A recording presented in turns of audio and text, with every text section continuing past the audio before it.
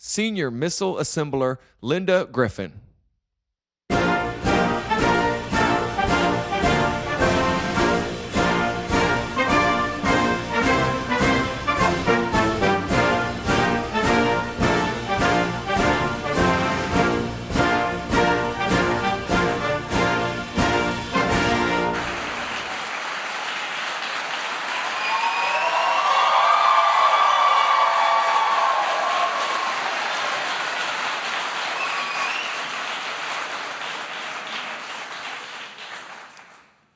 Thank you, Jim.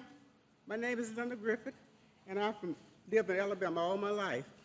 I have worked at Lockheed Martin more than 25 years. I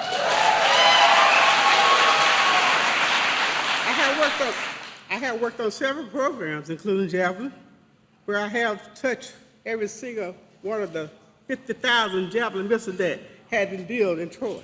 50,000! 50,000!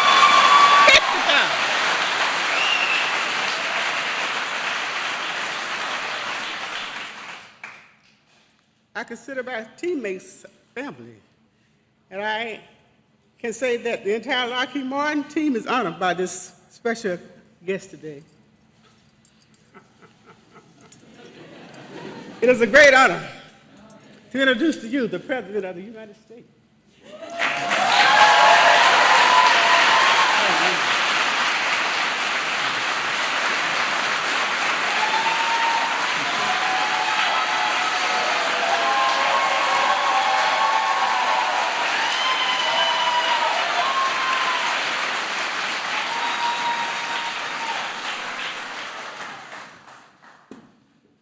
I tell you what, Linda, if I were CEO of this company, I'd be worried.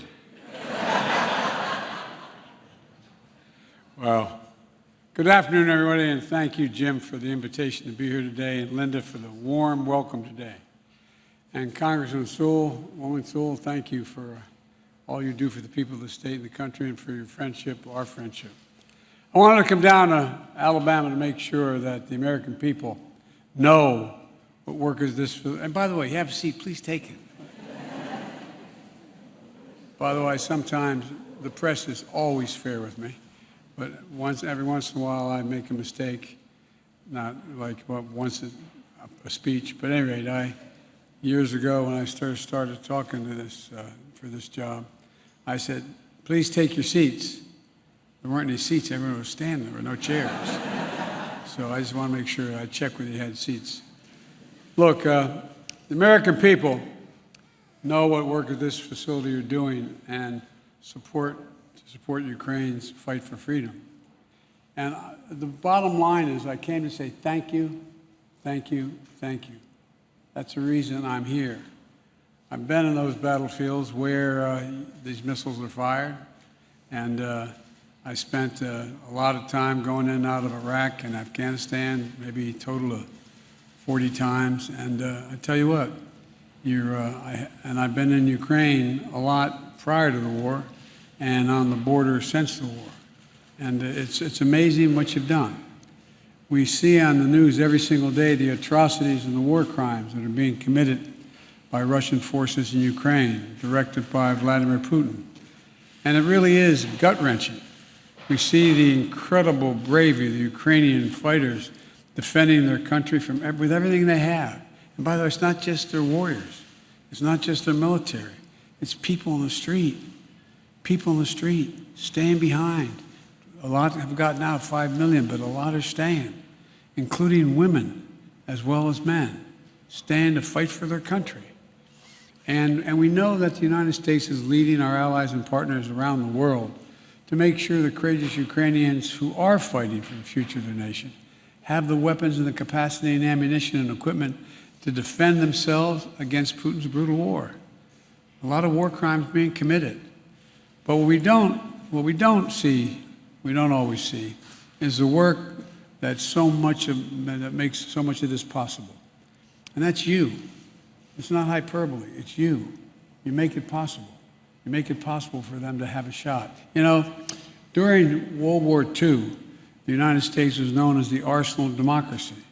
There was Rosie the Riveter, who I actually got to meet, quite frankly, before she passed away. and a lot of people who, in fact, kept it going. I was a slight digression. I went over for the 50th anniversary of the end of World War II, and I was in Normandy, and I went up afterwards with to the cemetery, and I was walking by myself, and it's incredible. It's immaculate. It's perfectly manicured, and the headstones are all the same. I looked down one row, and I saw 3 names, same names, father and 2 sons who had died in the landing. And I was bent down, and I was reading the dates of their births.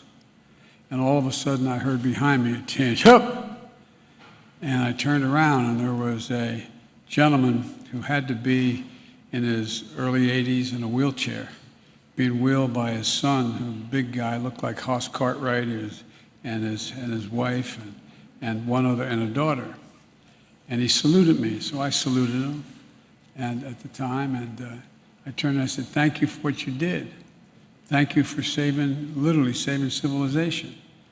And he put his hand on his wife's hand was on his shoulder, and he said, "No, she did it. She did it." I looked at him and said, "She built the landing craft that got us in here. She and her friends, they're the ones that did it." And he went on, and he filled up, and all of a sudden it dawned on me, you're doing it. You really are doing it.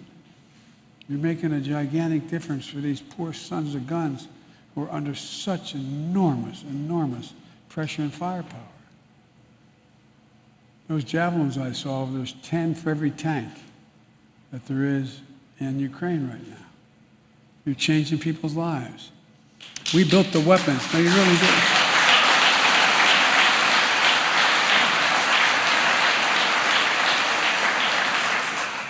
But we built the weapons and the equipment that helped defend freedom and sovereignty in Europe years ago.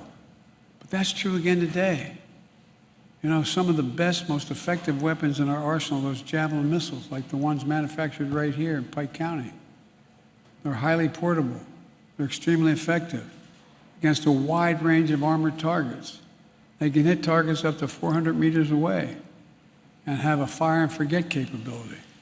That means a person firing can, I know you know it, but for anybody who maybe listen, can change positions or take cover before that javelin even strikes home or strikes the target. In fact, they've been so important, there's even a story about Ukrainian parents naming their children, not a joke, their newborn child, Javelin or Javelina, not a joke.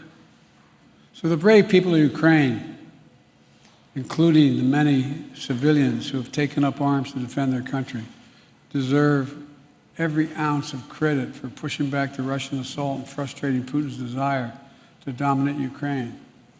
We're at an inflection point in history, for real. It comes along about every 6 or 8 generations, where things are changing so rapidly that we have to be in control.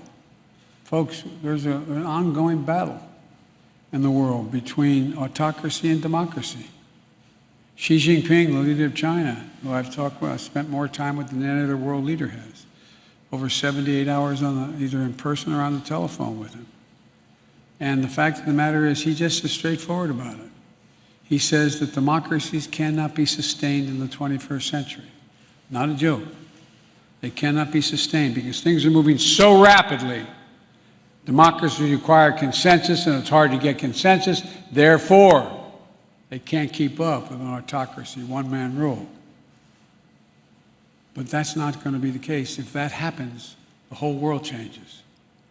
I mean, because of you, in this first really battle, if you will, for that, to determine whether that's going to happen, is because you're making it possible. You're making it possible for the Ukrainian people to defend themselves without us having to risk getting in a third world war by sending in American soldiers fighting Russian soldiers. My dad used to have an expression. He said, the only war worse than one that's intended is one that's unintended. You're allowing the Ukrainians to defend themselves. And quite frankly, they're making fools of the Russian military in many instances. A big part of the reason they've been able to keep up fighting and to make this war a strategic failure for Russia is because the United States, together our allies and partners, have had their back. The United States alone has committed more than 5,500 javelins to Ukraine. You're changing the nation. You really are. Add to that significant supplies from our allies and partners, as well as many thousands of other anti-tank and anti-air weapons, helicopters, armored vehicles, artillery, coastal defense systems. Before Russia attacked, we made sure Russia had javelins and other weapons to strengthen the defenses so Ukraine was ready for whatever happened. In the last 2 months, we continued to move even more resources and equipment at a rapid pace into Ukraine. We've made sure that there are no interruptions in the flow of equipment to Ukraine. Since Russia invaded Ukraine just over 2 months ago, we have sent more than $3 billion in security assistance to Ukraine. Alone, us, not counting our allies. And that money is a direct investment in defending freedom and democracy itself. Because if you don't stand up to dictators, history has shown us they keep coming. They keep coming. Their appetite for power continues to grow. And every worker in this facility and every American taxpayer is directly contributing to the case for freedom. And that's something we can all be incredibly proud of, in my view. Last week, I sent Congress, if you excuse a point of personal privilege, talking like an old senator, but sent a supplemental budget, a fancy way of saying we need more money, to make sure the United States can continue to send weapons directly to the front lines of freedom in Ukraine, and to continue to provide economic and humanitarian assistance to help the Ukrainian people. And I urge the Congress to pass this funding quickly to help Ukraine continue to succeed against Russian aggression, just as they did when they won the Battle of Kyiv. And to make sure the United States and our allies can replenish our own stocks of weapons to replace what we've sent to Ukraine. As I said from the beginning, this fight is not going to be cheap. But caving to aggression would even be more costly. We either back the Ukrainian people as they defend their country, or we stand by as Russia continues its atrocities and aggression. I know what the answer is, and I think you all do too. I'll bet I know what the answer to this plan is. There's something else here to be understood. Being the arsenal of democracy also means good-paying jobs for American workers.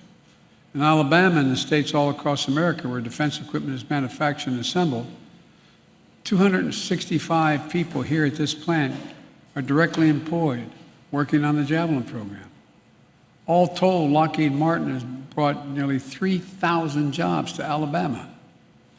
The armed forces of the United States of America is going to continue to be the best armed, most capable fighting force in the history of the world. In order to do that, we have to make sure our vital defense supplies are getting the inputs and supplies they need to produce and protect and provide the full capacity. I learned on the tour today that each of the javelins you produce includes more than 200 semiconductors. I've been a broken record, as the press will tell you, on our need to be able to produce more semiconductors in the United States. We invented the sucker, going to the moon. We, the United States, we're the one that modernized it. We've done more than anybody else. But guess what? We stopped investing in ourselves. We stopped investing in ourselves. And so now we're back in the game, making sure that we become the primary producer of those semiconductors. Computer chips that power much of our modern lives. On our phones, our cars, almost anything that has an on-off switch. And the semiconductor is critical to defense production capacity, as you all know better than I do. That's why we're making it as hard as we can for Russia to get hold of these semiconductors and advanced technologies that it could use to upgrade its military during this conflict. And why we're taking steps to make it easier to source what we need here in the United States during the global semiconductor shortage. And there's just one more reason why Congress has to act quickly to provide the emergency funding of the so-called CHIPS Act by passing a broader Bipartisan Innovation Act so we can produce tens of millions of these chips. There's something we have to focus on, and it's something I've focused on from my earliest days of our administration. I'm determined to make sure the United States holds its technological high ground in competition with other nations, especially China, as we move forward. Folks, you know, we used to invest as a nation years ago, 35 years ago. We invested 2% of our entire GDP in research and development. We do half of that now. We do half of that. We used to be #1 in the world. Now we're number 13 in the world. My administration, we're changing that. The United States used to own the innovation field. In fact, it was the Department of Research program that established DARPA for the first development of an anti-tank missile with advanced infrared guidance systems that culminate in today's Javelin. The Bipartisan Innovation Act is going to help reverse decades-long decline in federal research and development investment. And it should create and support entire families and expand U.S. manufacturing and strengthen our national security. Where in God's name is it written that the United States can no longer be a leading manufacturer in the world? We've created just in the last 17 months 465,000 permanent manufacturing jobs in America. We have the best workers, the most competent employees, the best science in the world. And by funding the CHIPS Act, we're going to ensure that semiconductors, the power of the economy, and our national security are made here in America again. Today, all of the world's most advanced chips are made overseas. But the events of the past few years have proven beyond a doubt that America's security should never be held hostage to events overseas. Not a pandemic, not a war, not the politics of ambition or other countries. Fundamentally, this is a national security issue. This is one of the reasons why the Chinese Communist Party is lobbying folks to oppose this bill. And it's an issue that unites Democrats and Republicans. So let's get it done. Let's get it done. In her introduction, Linda said she personally touched every single solitary Javelin, 50,000 that have been manufactured in this plant 20 years ago. I was worried to shake your hand. I thought you might be electrocuted. But that's where they start, right here, with American skill, American craftsmanship, American patriotism. And just a few days ago, the Wall Street Journal quoted a young Hungarian fighter saying, and I quote, "Without the javelins, it would have been very hard to stop the enemy pushing ahead," end of quote. So these weapons touched by the hands, your hands, are in the hands of Ukrainian heroes, making a significant difference. That's something each and every day you could and should be proud of. And I'm once more urging Congress to quickly pass this supplemental funding bill for over $300 billion to help the Ukrainians so they can keep all of you very, very busy for a while here. So again, let me end where I began. I came for a basic reason, from the bottom of my heart, to say thank you. Thank you, thank you, thank you what you do. Thank you what you continue to do. Unless you go out in the field and see it, you don't realize what a difference you're making. May God bless you all, and may God protect our troops. Thank you so much.